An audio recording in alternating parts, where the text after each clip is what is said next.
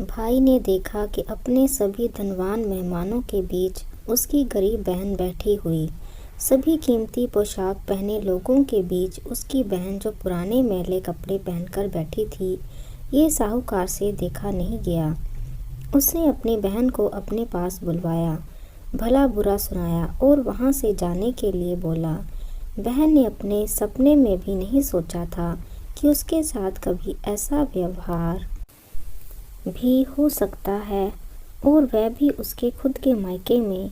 अपना अपमान होने के बाद बहन तुरंत अपने घर ससुराल जाने के लिए चढ़ पड़ी। बहन इस बात को पचा ही नहीं पा रही थी कि उसके अपने भाई ने उसके साथ इतना बुरा व्यवहार किया। उसकी आंखों से आंसू नहीं थम रहे थे। रास्ते में उसे अपनी पुरानी दोस्त मिली। उस दोस्त ने उसे रोने का कारण पूछा। हालांकि बहन उसे कुछ भी नहीं बताना चाहती थी, लेकिन दोस्त के बार बार पूछने पर उसने उसके साथ हुई सारी घटना उसे बता दी। उसकी दोस्त एक समझदार महिला थी और काफ़ी प्रैक्टिकल सोचने वाली थी। उसने कहा, अगर तुम मेरी बात मानो तो एक दिन तुम्हारा भाई खुद तुम्हें अपने यहाँ बुलाएगा और तुमसे माफ़ी मांगेगा। बहन ने उसे कहा कि मैं तुम्हारी हर बात मानूंगी, बताओ मुझे क्या करना होगा। दोस्त ने कहा कि तुम इस अपमान को, इस दुख को एक दिशा दे दो और कोई गृह उद्योग शुरू कर दो। उसमें इतनी मेहनत करो कि उस काम में तुमसे अच्छा कोई भी ना हो। बहन को अपने दोस्त की बात सही लगी। उसने घर पहुंचकर अपने आंसू पोंछकर उसी दिन से गृह उद्योग शुरू किया। उसने दिन रात मेहनत की, अपने साथ कई और गांव की महिलाओं को जोड़ा और देखते ही देखते उसका गृह उद्योग चल पड़ा। कुछ ही सालों में आसपास के 50 गांवों में उसका नाम और रुतबा काफ़ी बढ़ गया और अब वह पैसों के मामले में अपने भाई से भी ज़्यादा बड़ी बन गई। भाई को भी जब ये पता चला कि उसकी बहन इतनी श्रीमंत हो गई है तो उसने सोचा कि एक बार उससे मिलकर आया जाए। वह जब अपने बहन को उसके घर मिलने पहुंचा तो बहन ने उसका किसी राजा महाराजा की तरह स्वागत किया, उसकी पसंद का खाना खिलाया। बहन का ऐसा व्यवहार देखकर भाई को अपनी पिछली गलती का एहसास हुआ, इसलिए उसने अपनी बहन को अपने घर होने वाली पूजा के लिए आमंत्रित किया। कुछ ही दिनों बाद बहन अपने भाई के यहाँ उस पूजा के लिए पहुँच गई। जैसे ही बहन अपने भाई के घर पहुँची, उसका भाई उसके स्वागत के लिए दरवाजे में ही खड़ा था। बहन अपनी महंगी गाड़ी में आई थी। उसने बहुत कीमती साड़ी और उससे भी ज़्यादा कीमती गहने पहन रखे थे।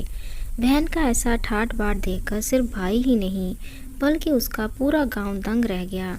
भाई दौड़कर आया और बहन की गाड़ी का दरवाज़ा खोलकर उसे बाहर आने के लिए कहा और बड़े प्यार से उसे पूजा का प्रसाद ग्रहण करने के लिए बुलाया। बहन को इस बार 12 पकवान परोसे गए थे। चांदी की थाली में उसे खाना दिया गया।